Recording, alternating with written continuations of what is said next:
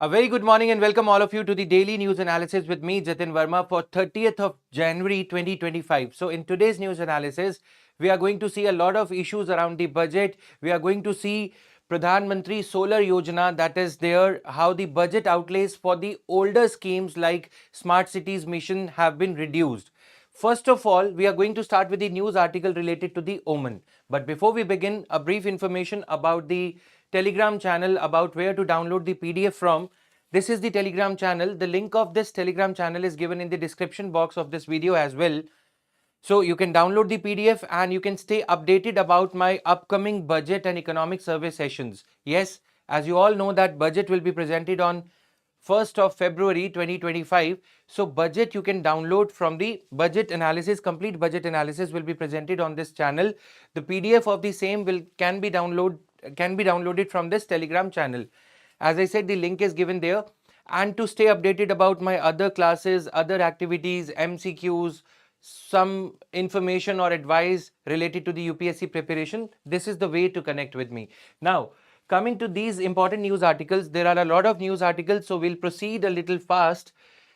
First of all, the editorial stifling demand. Then we are going to talk about India-Oman Comprehensive Economic Partnership Agreement that they have been discussing for last 3 years now.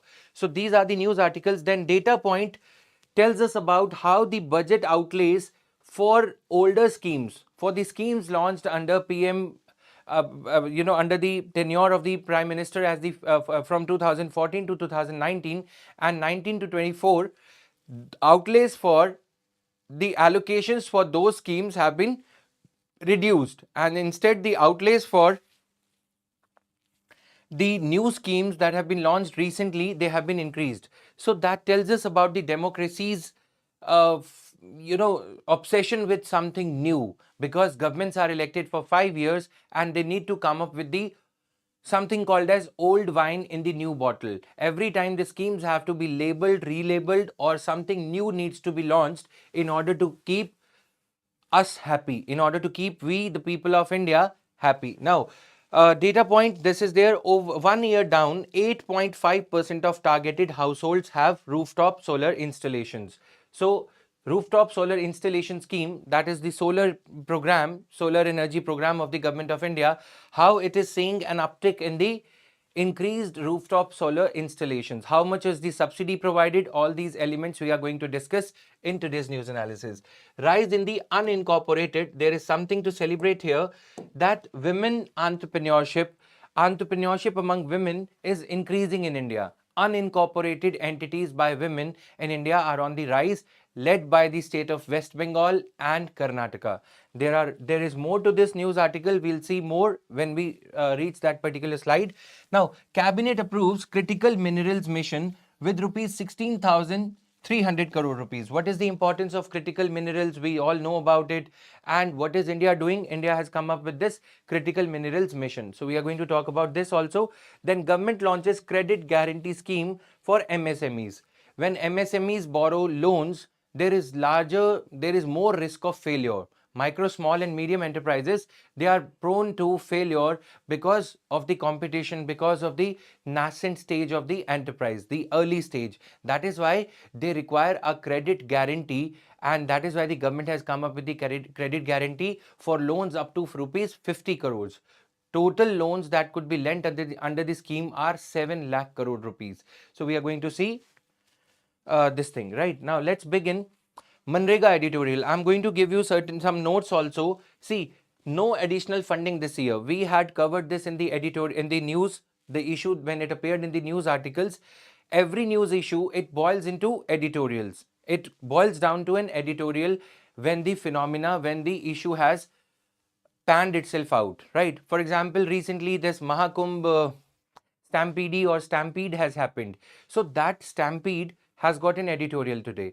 But when finally the Mahakumbh settles down, it ends, we'll see a lot to analyze on this thing. So I'll make sure that those editorials are covered when the issue boils down, and when the issue is finally summarized, we will cover those things. Now here, the context of the controversy or context of the issue is provided, right? And in this part, the Hindu or any other newspaper, they give us the solution to the problem. what is the solution, what should be done. So we are going to talk about briefly this thing, and then the second leg of this editorial, small piece of writing here. See, we know that this year the additional expenditure requirement of MGNREGA to the tune of around 5750 crore rupees, which is pending with the Ministry of Rural Development. This scheme comes under MORD, right? Ministry of Rural Development. If the question comes in prelims as to under which ministry does this scheme of MGNREGA comes, Ministry of Panchayati Raj, Ministry of Statistics and Program Implementation, or Ministry of Rural Development. So your answer should be Ministry of Rural Development. Now, at one question clicks my mind, under which ministry MP lads or this member of parliament local area development scheme comes? Please answer. Now let's come back to the editorial. No additional funding this year. In COVID-19, during the COVID-19 era, this scheme was the mainstay of the rural economy because people were migrating back to the rural areas, and to sustain their income levels in the rural areas, something was needed. Okay, so the scheme came in as a rescue during the distressing times of COVID-19, especially when there was a lot of reverse migration from urban areas of India to rural areas, back to the rural areas. So rural economy, MGNREGA gave a boost to the rural economy, thereby restoring or helping the recovery of India through consumption-led expenditure. This is what the writer says. Okay, so consumption-led expenditure angle needs to be looked at.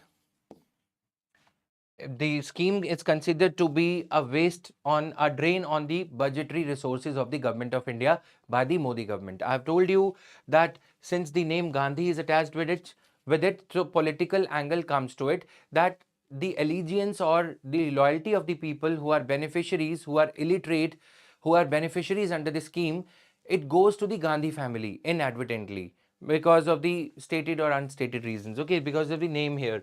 Now, what the government is saying is that the scheme needs to be revamped. Scheme has been revamped to the extent possible. I've told you that under the scheme earlier, material to wage ratio used to be 50-50. Okay, material or wages, not component here, labor wages. Now the ministry, when the Modi government came in 2014, they reformed it in a manner that now 59% of money could be spent on purchase of cement, iron rods, and other machinery that is required. Okay, equipment that is required or material that is required. But machinery is not allowed. Heavy use of heavy machinery is not allowed. Second, I'm giving you some more inputs. Contractualization again is not allowed. Okay, you cannot give the contract to any person. That contractor would then employ heavy machinery. Usage of heavy machinery is not allowed at all. Simple. Okay, complete no to this, because it is a labor intensive program meant for supplementing or providing the income to the poor people. Okay, now what the writer is saying is that there are other issues. Every such controversy related to budgetary cut in the budgetary outlays or non-sanctioning of additional expenditure, this gives us the moment, or this gives us the opportunity to analyze the issue thoroughly. So what other issues has the writer pointed out? Writer says that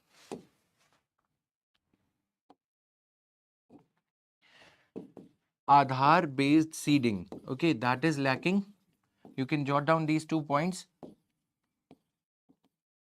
Aadhaar based seeding is lacking in this, and indexing the MGNREGA wages to index, to consumer price or inflation index. Okay, MGNREGA wages to which index would they be which inflation index would they be indexed to, so as to keep them uh, in sync with the rising inflation, so as to match the levels of income with the level of inflation, so that their incomes are inflation proof.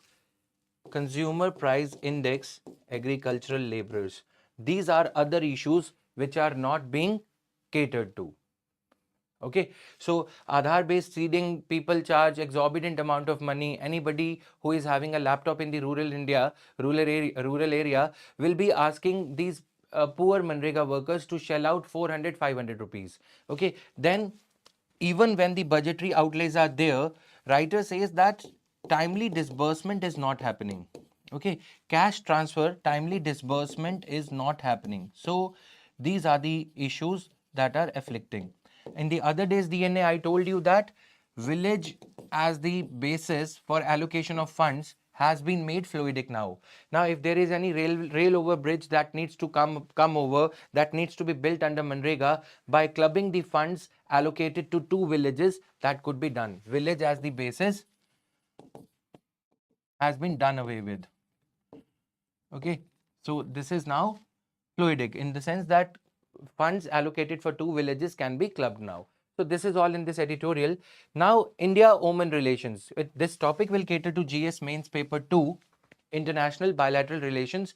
India and Oman, these countries, the Gulf country, a part of the Gulf countries, Oman is a part of Gulf Cooperation Council also. We'll talk more about Gulf Cooperation Council, but let's first talk about what is happening. Our Minister of Commerce goes there and they are negotiating the Comprehensive Economic Partnership Agreement. Okay, sometimes it is loosely called as Free Trade Agreement also. What are the contours of the discussion? For 3 days he was there. The contours were ranging around double taxation avoidance agreement.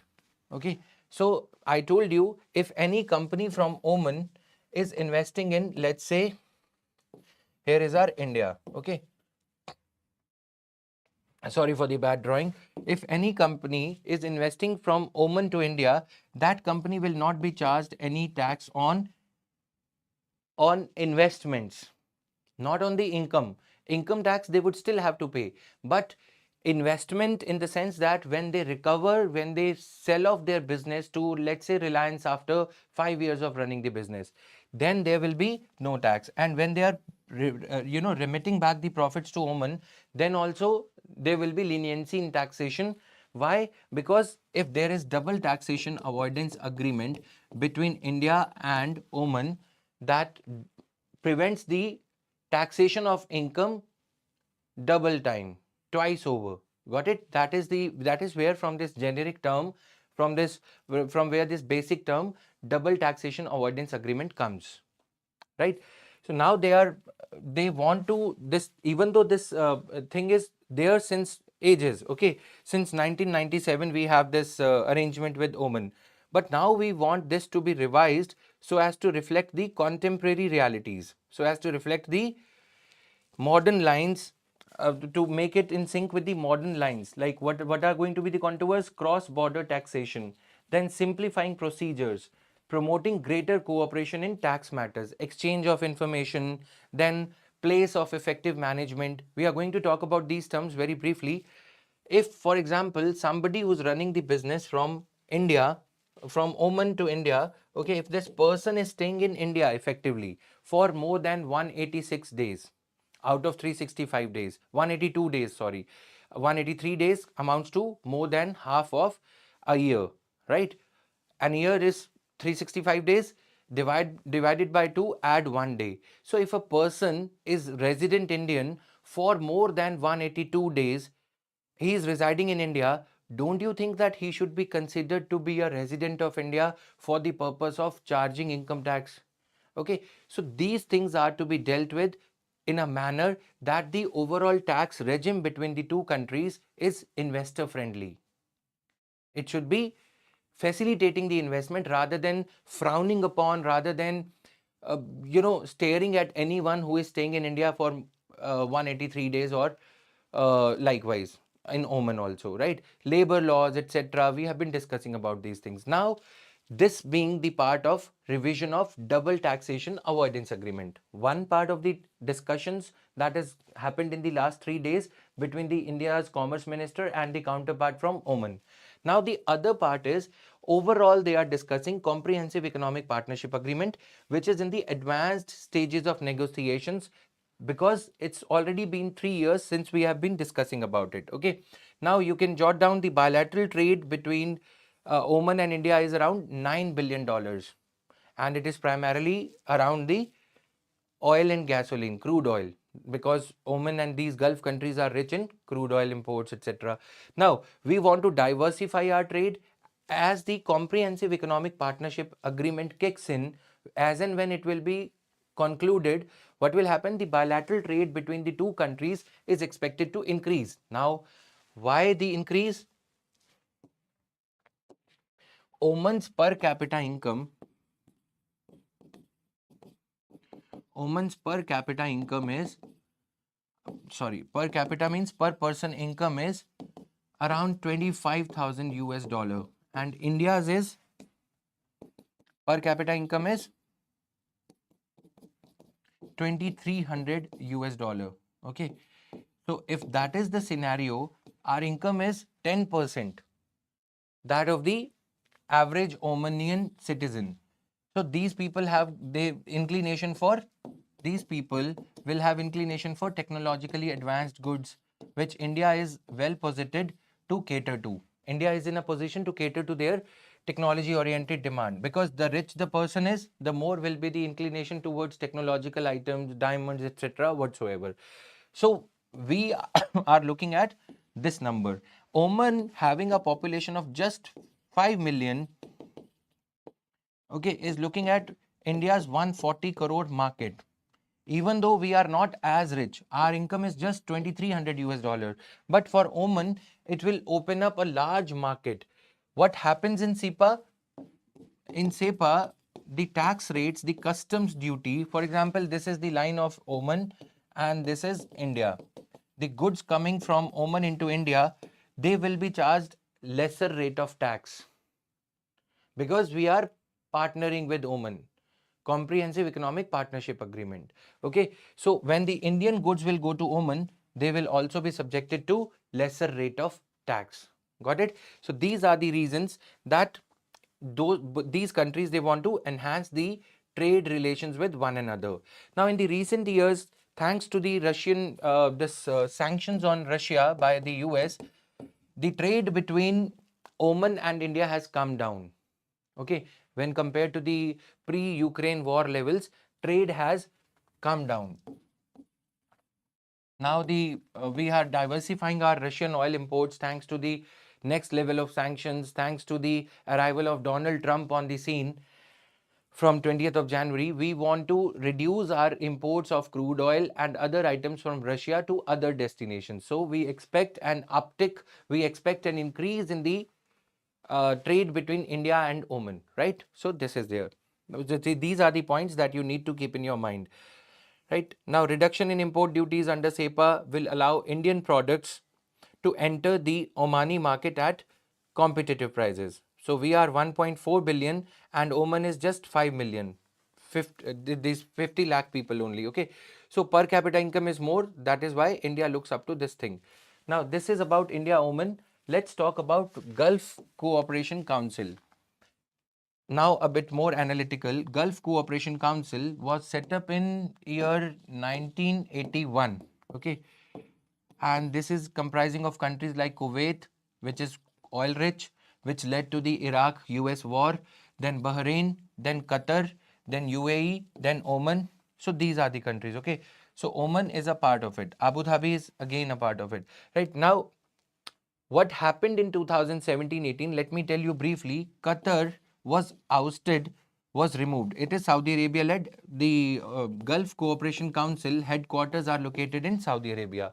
So I hope you can memorize these details. Even as I am writing, you can write parallelly. So many of you, when you ask, sir, how to make notes, I am writing, you can also write parallelly along with me, right? So this is about Gulf Cooperation Council. And when this Qatar was ousted because Qatar was developing closer ties with Iran. This Saudi Arabia is a Sunni Muslim country, okay? And Iran is a Shia Muslim country. Qatar, because of the Farzad B gas plant or gas basin that they share, because of the convergence of the plates or because of the common tectonic plate that they share.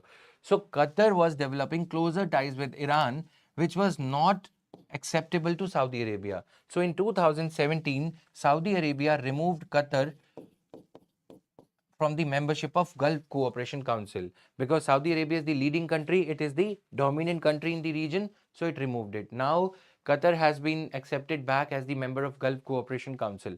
This was a brief so that you know the context whenever this news comes. Coming to the other aspect, from the data point of today's Hindu newspaper, we come across a pattern wherein the Hindu, the newspaper, is telling us that the new schemes like Pradhan Mantri Surya Ghar Muft Bijli Yojana, then Center of Excellence in Artificial Intelligence, then National Green Hydrogen Mission. So these missions are getting getting higher level of funding. The missions or the programs announced by Government of India in the last few years are getting increased attention when it comes to budget outlays, budget allocations. But the old schemes like regional connectivity scheme, okay, then your regional connectivity of this is Udan scheme basically. So these schemes are getting lesser outlays. Smart cities yojana, right? Smart cities program basically. So these schemes are getting a dip in the funding, whereas the new schemes like production linked incentive scheme, etc., they are getting increased funding. Okay, Pradhan Mantri Surya Ghar Muft Bijli Yojana, then Rashtriya Gram Swaraj Yojana to reimagine Panchayati Raj institutions. It has got a funding of 1063. What does it tell us? It gives us an indication as to what are the schemes we need to focus on when it comes to prelims 2025. Okay, and this year's budget I'll be analyzing the complete budget at around 9:30 p.m. on 1st of February here on this channel itself. Okay, stay tuned for that also. Now just go through this thing: India AI Mission, Legal Aid Defense Council Scheme, PM Vishwakarma. What is PM Vishwakarma? To strengthen and nurture the Guru Shiksha Parampara. Okay, so these are the scheme. Global Biofuels Alliance. So we have partnered with Global Biofuels Alliance, more allocation with Mishra Anveshan to fill the gaps in seismic coverage and build robust geoscientific database. So list of the schemes, I'll share a snapshot of it on the Telegram channel. Just go through the schemes which have got additional budgetary outlays in the last few years and are expected to get more budgetary resources this year as well. Now the schemes of the social sector, they are seeing a cut when we talk about the previous budget that was brought out in July. And here is the PLI scheme. Sometimes we as students, we get confused as to PLI scheme covers how many sectors. So I'm just reading it out for you. Large scale electronics and IT hardware, food processing industry, white goods. White goods means ACs and computers, etc. So AC is generally white in color. Okay, even refrigerator, even if it is black in color, TV, etc. Then toys, footwear and leather sector, automobiles and auto components. So these schemes are covered under production linked incentive scheme. What is the production linked incentive scheme? The inherent principle: if anybody is producing these items, for example automobiles and automobile parts, and is exporting them out of India, okay, so they will get a subsidy of 5%, 3 to 5% on the item price of the item. If for example they export an item worth 1000 rupees, they will get 50 rupees as the subsidy from the government of India on showing the proof of the export, that is the exports bill, if they have to file with the ministry, right? So this is there. Now list of schemes which promote electric mobility, FAME, faster adoption of mobility in electric vehicles, etc. So electric mobility promotion scheme. So these schemes are being promoted now. Coming to the detailed part, schemes, older schemes which have seen a cut. This is the list. You can go through the PDF also. Then budget highs and lows. These are the schemes which have got additional funding. Now let us come to an interesting thing. This Muft Bijli Yojana, Surya Ghar scheme, PM Surya Ghar scheme as it is colloquially called. Recently, this parliamentary standing committee had castigated the government, had in a way scolded the Ministry of New and Renewable Energy. They said that why the pace of adoption of these rooftop solar panels is quite slow, despite the scheme offering a subsidy. What is the subsidy? Scheme offers a subsidy of 60% on the rooftop solar panels up to 2 kilowatt capacity, and between 2 to 3 kilowatt they are offering 40%. Okay, so see here, you can memorize it: 40% subsidy above 2 kilowatts. Okay, Above 2 kilowatts, it is 40%. And up to 2 kilowatts, it is 60% subsidy. Up to 2 kilowatts. 60% of the subsidy. So this way, any rooftop solar panel up to 2 kilowatt is being subsidized around 30,000 rupees for a 1 kilowatt system, 60,000 rupees for 2 kilowatt, and 78,000 rupees subsidy for any system above 3 kilowatt, right? Or higher. 78,000 rupees subsidy. That is why the adoption should have increased. If the government is providing you so much of subsidy, so people should adopt it. Despite 20 lakh applications, okay, 20 lakh people have applied on the solar portal, this Surya Ghar portal, that website is there. People have sent their applications, but only 5 lakh. Last month the data was 5 lakh. Now the data says that 8.5 lakh households have installed rooftop solar connections or panels like the one you see in the picture. So reiterating it, subsidy amount is 60% for the rooftop solar panels up to 1 kilowatt, right? Or 2 kilowatts, 30,000, 60,000. Beyond 2 kilowatts, if it is between 2 and 3, if it is beyond 3 kilowatts, so the subsidy amount comes down to 40%. Right? So up to 2 kilowatts, it is 60% of the subsidy.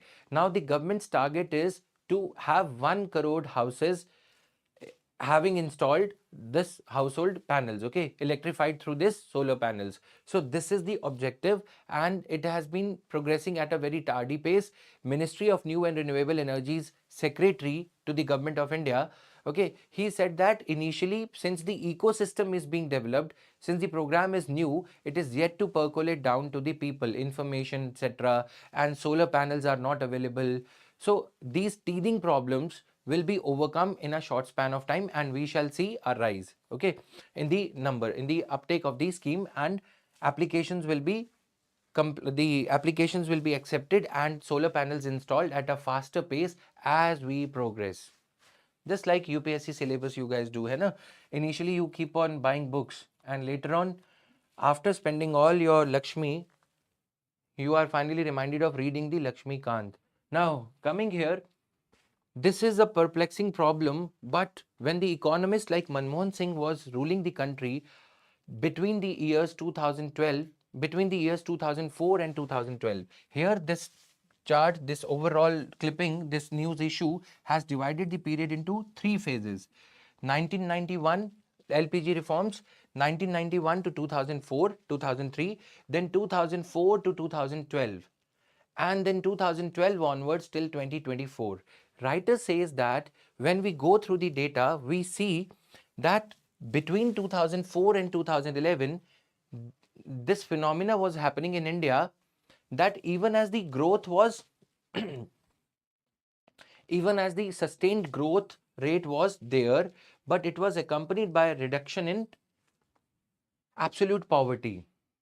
Sustained high growth accompanied by reduction in the absolute poverty. Okay, people who are poor in absolute terms.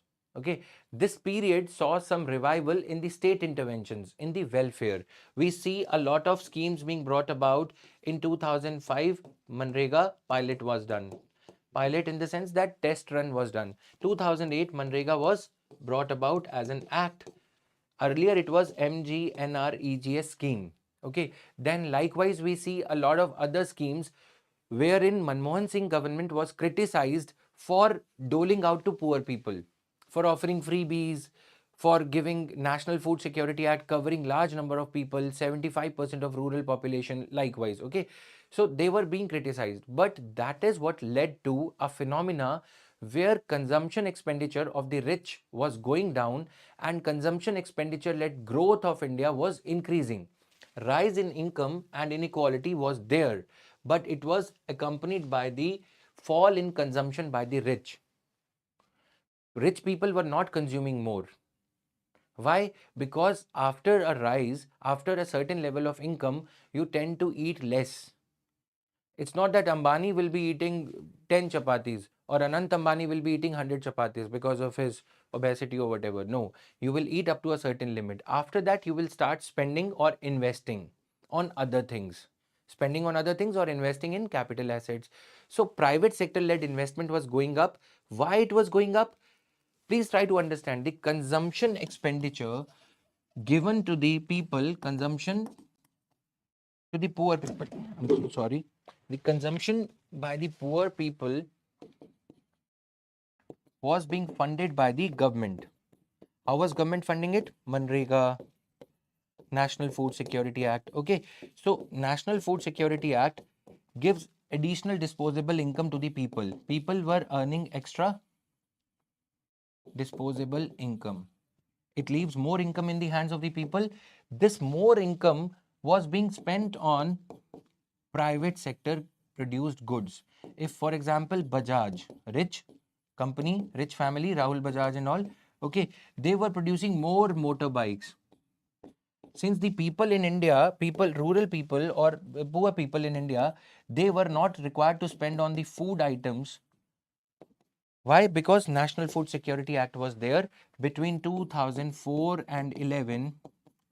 Okay, their disposable income, that is the income after tax, income after meeting their daily needs, was more. So they were buying Bajaj motorbikes. You getting my point? They were buying Xiaomi mobile phones. That is why a very healthy balance was, a virtuous cycle was set in motion, wherein private sector led investment was taking place because there were ready-made consumers in the form of poor people. So this editorial, this piece of writing says that it is not only the increased budgetary outlays by Nirmala Sitharaman or by the present government or by any government that matters. What matters is the nature and quality of the budgetary expenditure. If the budgetary expenditure during the Manmohan Singh era was more, let's see here, if the budgetary expenditure was more on development expenditure, okay, budgetary resources were allocated to welfare schemes or social services like education. If you provide right to education, a poor watchman or a poor security guard need not spend as much on the education of his children. He is left with some extra income. If I am a poor man, I would be spending 600 rupees on the education of my child every month, right? But if the government is providing free education under right to education from the year 2009 onwards, I am left with that 600 rupees.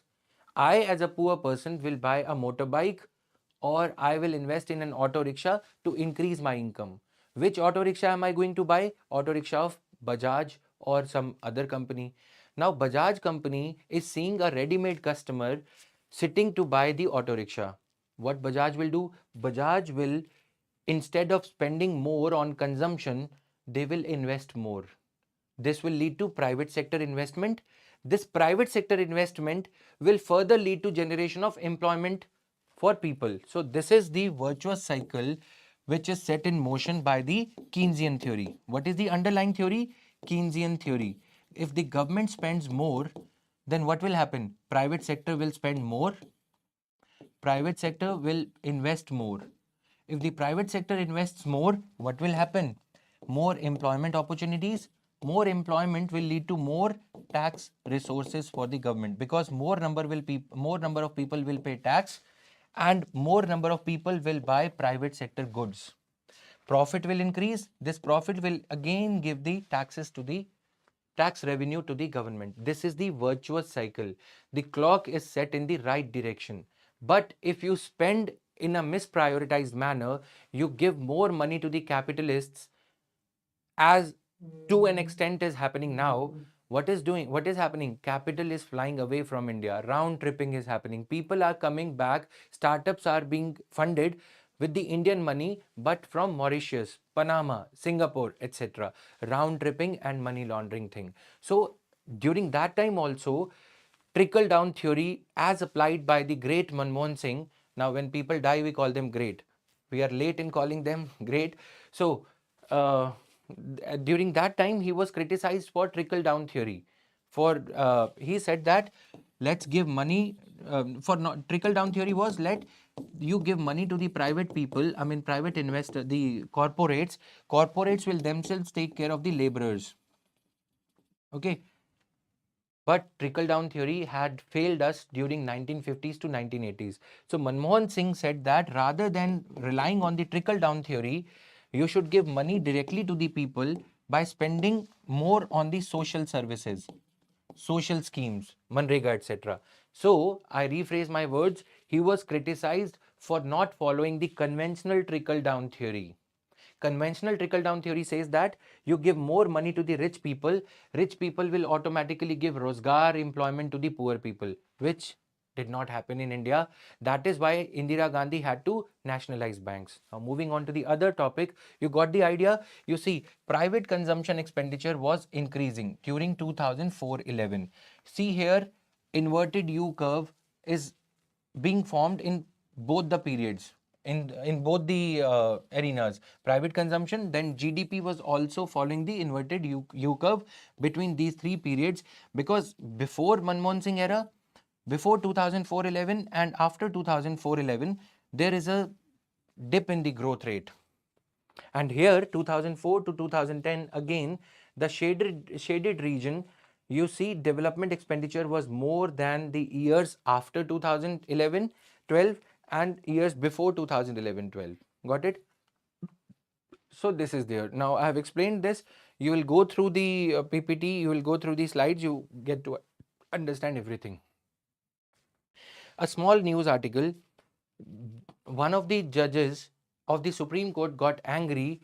His concern is why, despite the fact that Supreme Court had in 2017 declared triple talaq to be void, why did government come up with the legislation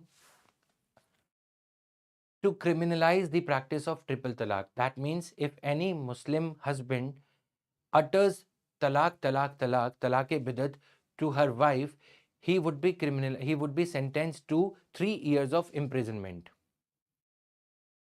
The court is asking, the court questioned the point of a penal law when the practice of divorce by triple talaq had itself been declared void. Now court says, okay, you have passed a law with a lot of enthusiasm, that the day the Supreme Court judgment came, within 2 weeks, the draft bill to criminalize triple talaq was readied. It was already published in the Gazette of India and it was passed through the parliament within 1 month. Why so much of haste to criminalize Muslim husbands who utter these 3 words or same word thrice, triple talaq? Now court says, okay, we appreciate your urgency because it is Muslim community. Now show us the data, how many FIRs have been lodged against Muslim men under triple talaq law. Now see, Supreme Court has itself, yesterday's news article we see, Supreme Court has itself said that laws are not percolating down to High Court and district courts. Why are you not sending the notices of the court, whatever summons the court has to send, through the registered AD, through the registered post? Why instead are you using WhatsApp? Similarly, few years back, we saw that Supreme Court castigated the government again, criticized the government again for, not being able to implement or not being able to train the police officials, SHO, ASI, the lower rung, the cutting edge level. That Section 66A of Information and Technology Act has been declared void by the Supreme Court, has been declared null and void by the Supreme Court. Why this hasn't gone down to the ground level? So when we criminalize something, if Section 66A had been criminalized by the, or had been deleted, repealed by the Parliament, then the level of information, the level of awareness of the people in police would have been better. But if it remains only as a judgment of the Supreme Court, for example, like triple talaq, if it would not have been criminalized under the law, then people in the police machinery may not have been as aware as they are because of passage of a law. That is the difference between declaring something as illegal by just the orders of the Supreme Court and declaring something as illegal by passing an act around it. Got my point?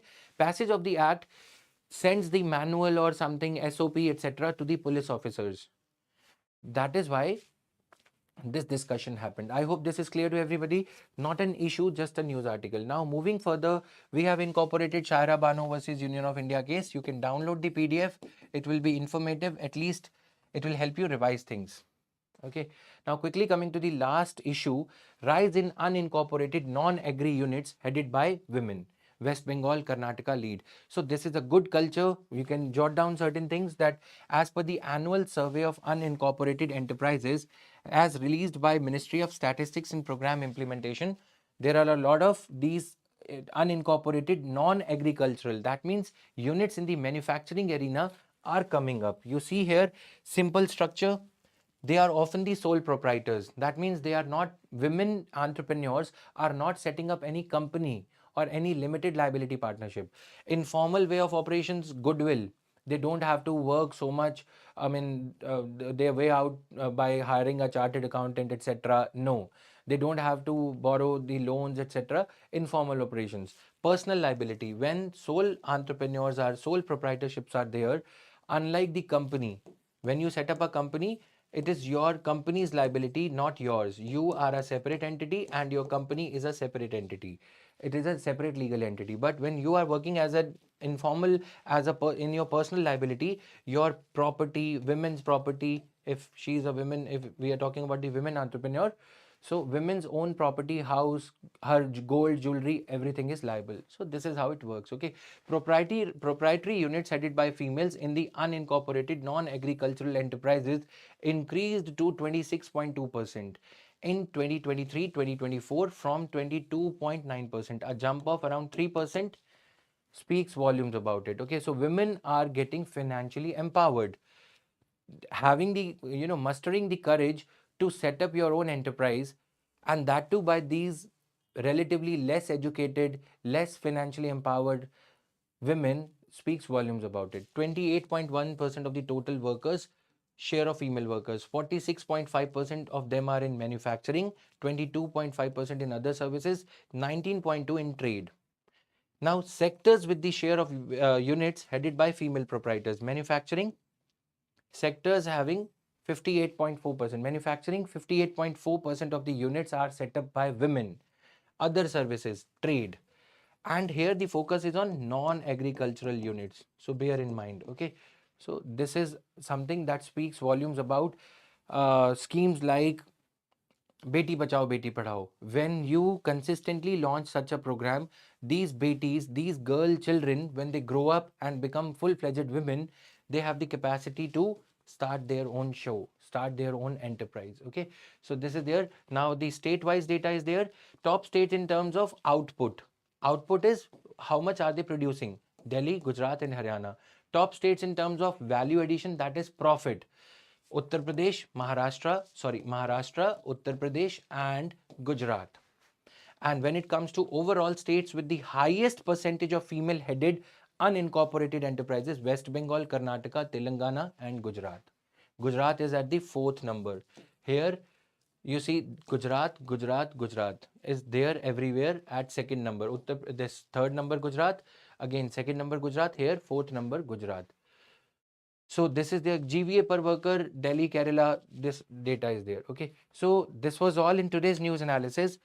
As I said, there will be a lot to discuss in the budget also. So we'll be covering the budget and other things in the coming 2-3 days. 31st January, 1st of February, and 2nd of February also, economic survey and budget will be discussed extensively through my YouTube shorts also, through other small videos also, the sessions, 9, 10, 15 minutes. So 10 salient features in economic survey this year, then 10 highlights of the budget for UPSC. So we'll be dealing here on this channel.